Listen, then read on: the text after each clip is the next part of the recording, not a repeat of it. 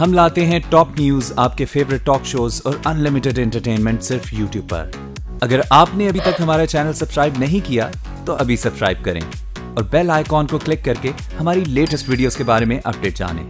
Subscribe कीजिए और हम आपको लिए चलेंगे आपकी फेवरेट वीडियो की तरफ।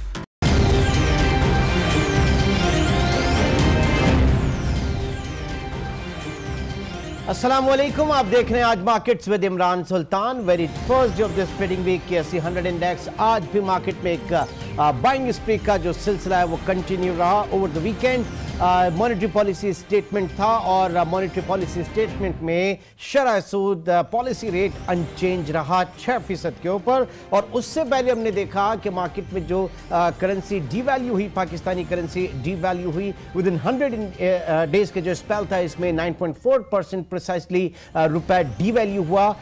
इक्विटी मार्केट ने इसको बड़ा पॉजिटिव लिया और आज भी हम देख रहे हैं कि 181 पॉइंट्स के इजाफे के साथ बेंचमार्क 100 इंडेक्स 45,741 पे क्लोज हुआ। आज कुल 368 कंपनीज एक्टिव रहीं, जिसमें 193 पॉजिटिव, 153 नेगेटिव और 22 कंपनीज वर रिमेन अनचेंज। आज वॉल्यूम निस्बतन बेहतर वॉल्यूम इस पिछले पूरे स्पेल में हमने देखे। तकरीबन 327 मिलियन शेयर्स आज ट्रेड हुए। 32 करोड़ 74 लाख 20,000 शेयर्स में आज कारोबार हुआ, जिनकी वैल्यू 15 बिलियन रुपीस से जायद रही। आज ब्रिंडेक्स 100 का भी जायजा लेते हैं, जो कि बेंचमार्क इंडेक्स मोर रिलेटिव इंडेक्स इस वक्त कंसीडर किया जाता है। पाकिस्तान स्टॉक एक्सचेंज के हवाले से अगर बात करें तो ब्रिंडेक्स 100 आज 4,961.39 पॉइंट्स पे क्लोज हुआ, 22 पॉइंट्स के इजाफे के साथ, और 230 मिलियन शेयर्स इसमें भी ट्रेड हुए। आज की स्टॉक मार्केट जिसमें हमने देखा कि एक जो बाइंग स्प्री और पॉजिटिव ट्रेंड जो है वो मार्केट में कंटिन्यू रहा। और ये फोकस किया जा रहा था कि रुपी जो डॉलर पैरिटी है उसके बाद फोकस था मार्केट का शरह सूद के ऊपर, पॉलिसी रेट के ऊपर, और ये ख्याल किया जा रहा था कि एटलीस्ट 25 बेसिस पॉइंट्स जो है वो रेट हाइक जरूर होगी, लेकिन ऐसा हुआ नहीं। अब बढ़ते हैं कुछ अहम खबरों की तरफ। आज की अहम खबरों की तरफ सबसे पहले आपको बताएं कि steel mills board of directors ने स्टील मिल्स की 526 एकड़ गैर अलॉट शुदा इराजी की कीमत फी एकड़ 2 करोड़ 20 लाख रुपए मुकर्रर की है, जबकि कमर्शियल प्लॉट यानी हाई राइजेस के लिए फी एकड़ 3 करोड़ 50 लाख रुपए कीमत मुकर्रर की गई है।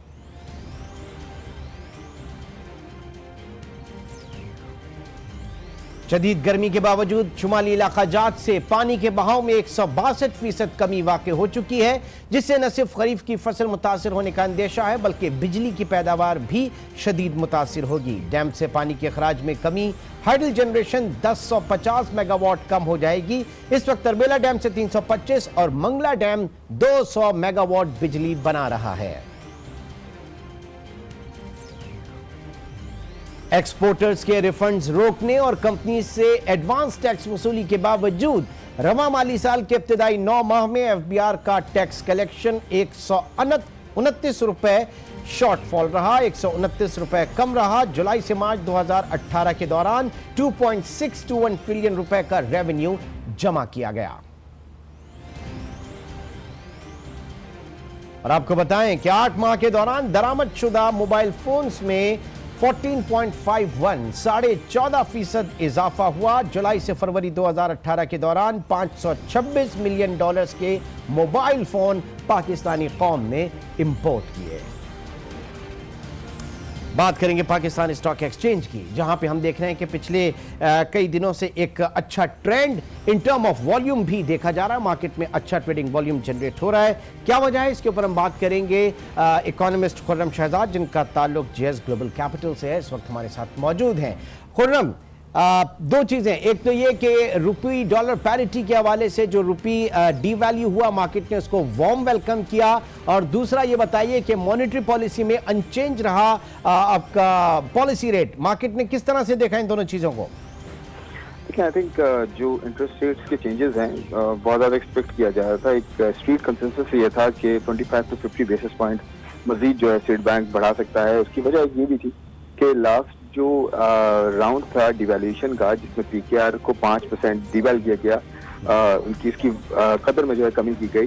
दिसंबर में जो हुआ उसकी बेसिस पे स्टेट बैंक ने 25 बेस पॉइंट बढ़ाए थे ताकि इन्फ्लेशन जो है वो कंटेन की जा सके और इम्पोर्ट्स को जो है कम किया जा सके। तो उसके बाद देखा गया कि इन्फ्लेशन में तो खाते खा जो इजाफा नहीं हुआ और स्टेबिलिटी रही और साथ साथ जो फूड प्राइसेस वगैरह गिरती रही, तो उससे काउंटर जो है वो इफेक्ट हुआ और उसकी वजह से इन्फ्लेशन में जो है खास इजाफा नहीं हुआ, बल्कि अभी भी आपने देखा जो नंबर आया है वो एक्चुअली जो है वो पिछले महीने से स्लो डाउन है, उसका पेस स्लो डाउन हुआ इन्फ्लेशन का। तो इसकी वजह से स्टेट बैंक ने ये सोचा कि हो सकता है कि हम इसको ओवरडू ना कर दें, ये ना हो कि हम ग्रोथ को किल कर दें। और ये क्योंकि इन्फ्लेशन में रिफ्लेक्शन हो नहीं रही, इसलिए एक और आपने देखा कि 5% मजीद जो है रुपये को डिवैल्यू किया गया। तो ये देखा जा रहा है कि इन्फ्लेशन क्या कोई बहुत ज्यादा इम्पैक्ट अगर नहीं पड़ रहा और इससे इम्पोर्ट्स कम हो रही हैं और एक्सपोर्ट्स बेहतर हो रही हैं और आगे आते हुए ग्रोथ जो है वो हमारी खराब नहीं हो रही, उसका पेस जो है वो सेम है। तो मेरे ख्याल में नहीं, तो क्या ये फोर्सी किया गया था? आप जिस तरीके से इंटरनेशनल मार्केट में क्रूड ऑयल प्राइसेस अगेन $70 पर बैरल के करीब मौजूद हैं और साथ ही साथ मिल्क प्राइसेस लोकल हमने देखा कि उसमें भी काफी इजाफा हुआ, तो इन्फ्लेशन नंबर्स में इन चीजों को देखा गया था? देखिए, ऑब्वियसली स्टेट बैंक जो नंबर्स देखता है या जो गवर्नमेंट ऑफ पाकिस्तान अपने जो उनके आर्म्स हैं उसके थ्रू अगर नंबर्स देखती हैं तो मेरे ख्याल में उनको बहुत ज़्यादा इंसाइट उनके पास ऑलरेडी होती है, वो ट्रेंड्स देख रहे होते हैं और ज़्यादा इसमें ये देखा जाता है कि जो इन्फ्लेशन एक्सपेक्टेशंस हैं, यानी कि आगे आने वाले दिनों में महंगाई कैसे जो है वो अफेक्ट करेगी इकोनॉमी को, तो वो ज़्यादा जो है वो अकाउंट फॉर की जाती हैं चीज़ें बनस्पत इसके कि पिछले 3-4 महीने में क्या हुआ है। ऑफकोर्स ये देखा जाता है, तो मेरे ख्याल में स्टेट बैंक ने उसको बड़ा डिटेल में देखा है और देखता आया है और ये बड़ा ही प्रूडेंट डिसीजन था कि रेट को यही। लेकिन बैंक्स तो बड़ी एक्सपेक्टेशंस थी खुर्रम के रेट हाइक होगा, कुछ जाहिर है कि वो टी-बिल्स और पीआईबीज में बहुत एग्रेसिवली उनकी जो है वो इन्वेस्टमेंट थी, तो वो तो एक थोड़ा धचका लगा होगा क्या बैंक्स को इस वक्त? जी बिल्कुल। देखें, स्टेट बैंक जिस तरह से अभी पिछले 2-3 मॉनेटरी पॉलिसीज में जिस तरह से एक्शन लिया गया है, उस हिसाब से प्रेडिक्शन, अगर जेनेरिक प्रेडिक्शन की बात करें तो ऑफकोर्स बैंक्स या ट्रेजरर्स या जो इनके इंटर बैंक मार्केट्स के जो डेस्क होते हैं वो ऑफकोर्स इस तरह से देखते हैं कि अगर एक रिवर्सल शुरू हो गया है, बहुत अरसे बाद इंटरेस्ट रेट्स को बढ़ाया गया, आपने देखा था जो लास्ट मॉनेटरी पॉलिसी में, इससे पिछले वाली मॉनेटरी पॉलिसी में 25 बेस पॉइंट बढ़ाए गए थे, वो काफी अरसे बाद बढ़ाए गए थे। तो मेरे ख्याल में इस ट्रेंड को देखते हुए कि आगे इन्फ्लेशन जो है बढ़ सकती है और क्योंकि 2 राउंड हो चुके हैं डिवैल्यूएशन के, इस वजह से स्टेट बैंक शायद बढ़ा सकता है, तो इसकी बेसिस पे उन्होंने अपने जो है वो बेट्स लिए थे। ऑफकोर्स उस हिसाब से टी-बिल्स और पीआईबीज को देख रहे थे, लेकिन ऑफकोर्स स्टेट बैंक ज्यादा रैशनल डिसीजन लेने में जो है वो कामयाब रहा है क्योंकि ये देखा गया कि पिछले जो इन्फ्लेशन है उसका इम्पैक्ट करेंसी का इम्पैक्ट जिस तरह से इन्फ्लेशन पे नहीं है। तो अब ये बताइए, सेकंड राउंड तो हो गया इनका करेंसी डिवैल्यूएशन का। नाउ कहा जा रहा था जेएसबी, टॉप लाइन भी, बहुत सारे रिसर्च हाउसेस जो हैं वो बाय दिसंबर डॉलर को 120 रुपए का देख रहे हैं। क्या वाकई अभी भी ये सेंटिमेंट मौजूद है मार्केट में?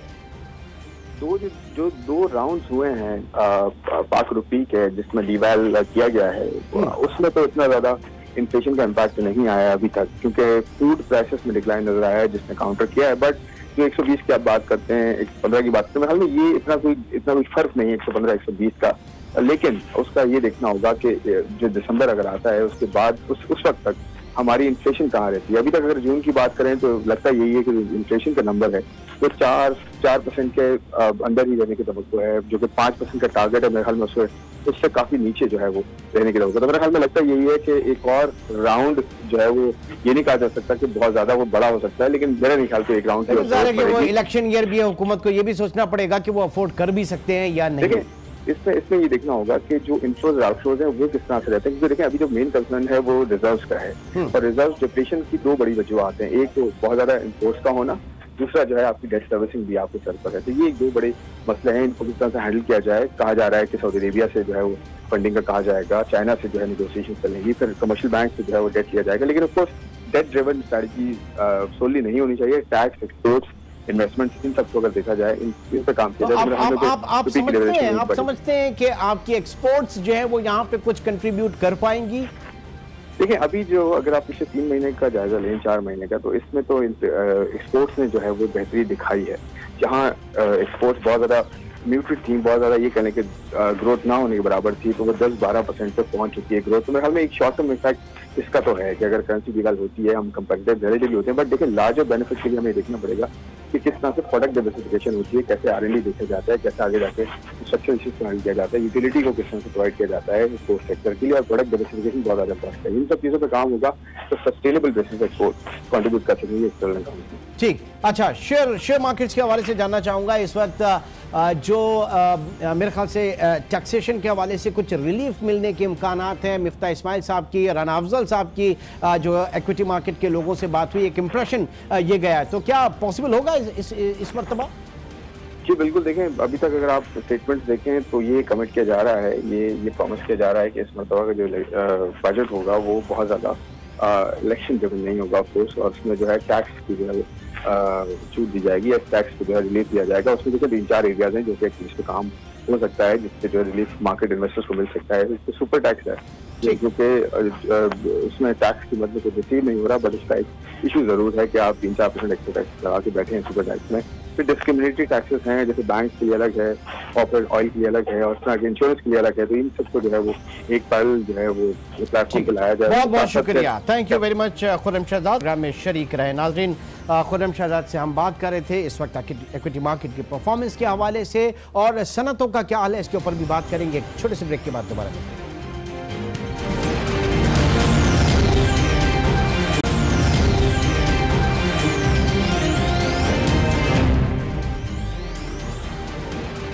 Welcome back. जानना चाहेंगे कि इस वक्त पाकिस्तान में सनतें किस तरह से काम कर रही हैं, उनकी क्या हालत जार है। सईद शफीक, साबिक सदर Karachi chamber of commerce and industry, इस वक्त हमारे साथ मौजूद हैं। सईद साहब, हुकूमत दावा कर रही है इकोनॉमिक रिवाइवल का, हुकूमत दावा कर रही है तेजी से तरक्की के सफर का। हमारी इंडस्ट्रीज कहां पर खड़ी हैं, हमारी एक्सपोर्ट्स कहां पर हैं?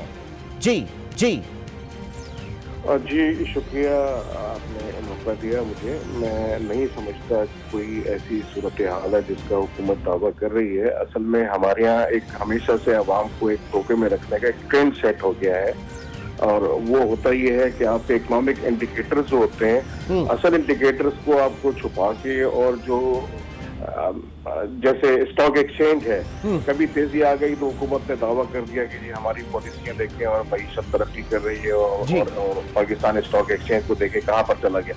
मैं नहीं समझता कि स्टॉक एक्सचेंज जो है वो हमारी इकोनॉमी को इंडिकेट करता है।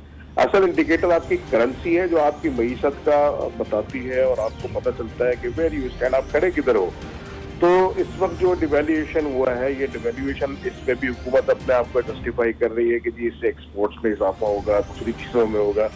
बेहतर बात मेरे हिसाब से ये नहीं है। जो बात है वो इस तरह है कि आपकी, क्योंकि एक्सपोर्ट्स पर दबाव था, इम्पोर्ट्स आपकी बेतहाशा बढ़ गई थी, बैलेंस ऑफ ट्रेड आपका जो था वो इस वक्त बहुत ज़्यादा उसमें गैप था, उसकी वजह से करेंसी के ऊपर प्रेशर आया, दबाव आया, और उस दबाव के नतीजे में आपको अपने रुपये को डिवैल्यू करना पड़ा, और उसका नतीजा महंगाई की सूरत में पाकिस्तान के अवाम भुगतेंगे।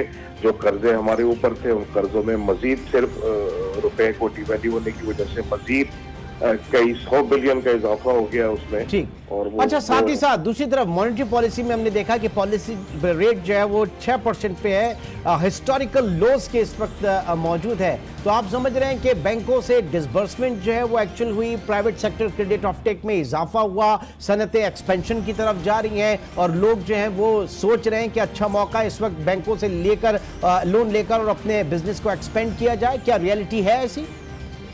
देखें, बात यह है इस वक्त के मेरा माल बिकेगा तो मुझे एक्सपेंशन की जरूरत होगी ना।